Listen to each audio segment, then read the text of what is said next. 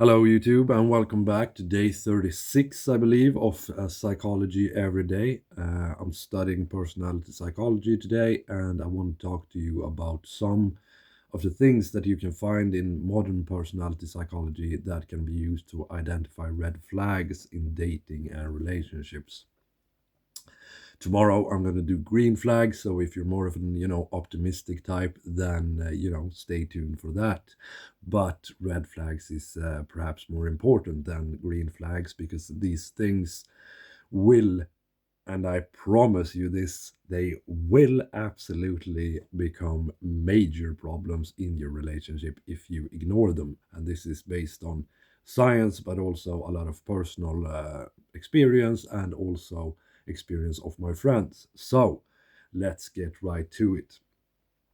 The first red flag is if that person talks a lot about their exes and explains that they are either crazy or abusive or toxic, and they talk about all of their exes this way. And this is a very, very common red flag that you see all the time. And basically what it shows is that they don't take any responsibility for their actions, and they don't handle conflicts well. Two things which is very problematic, and there's a very big risk that you are going to be the next crazy ex no matter what you do. Moving on to number two, which is when they say that I always get what I want. They might be kidding, but you shouldn't treat it as a joke. This is the same as if they idealize Harley Quinn, or romanticize being a little bit crazy. You should take this very seriously. It might be cute and funny, but it's really not, because you should trust people when they say stuff like that and they are telling you the truth.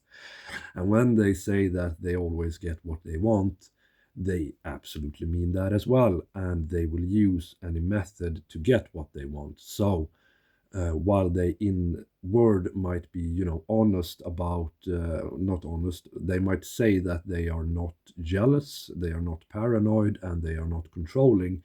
However, they will then go on to use sort of social behavioristic models unknowingly. They don't know that they what they're doing, but that is what they're doing, and punish you when you behave and act in ways that they don't like. So for instance, social media is a huge thing.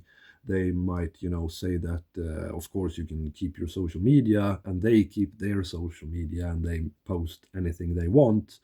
But if you post something they like, they will start a fight about it, and do it in a very discreet way, so that it seems like they are okay with you having social media. But as we know from behavioral psychology, it will eventually condition you into stopping that behavior. And this is extremely toxic, very discreet to understand. But if they do tell you, I always get what I want, then and then you can stay away from that. The third one is sort of similar to the first one, but it's not the same. And that is when they talk about past relationships, they talk about how they did everything for their partner and yet it didn't work out.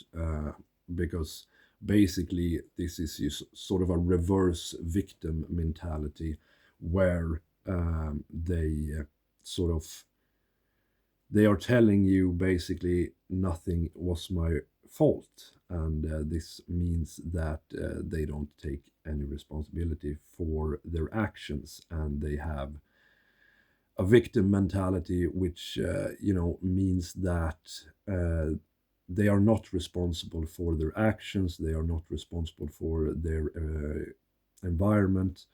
And this is something that is very hard to live with.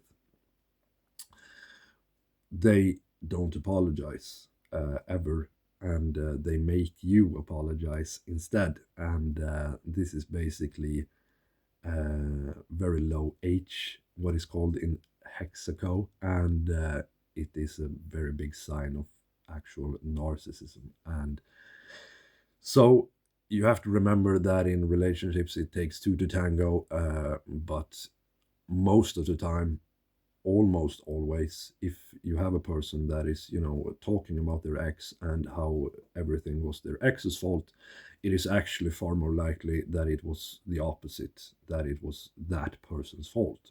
Even though, it takes two to tango, strangely, if someone is blaming someone else, it's usually a projection, and most of the time it is that person's fault. I'm going to talk about the green flags tomorrow, but a person that is, not really interested in talking about their past relationship is what you want. They have moved on. They don't have any contact really with their ex unless they have kids with them, and then it is just limited to the kids.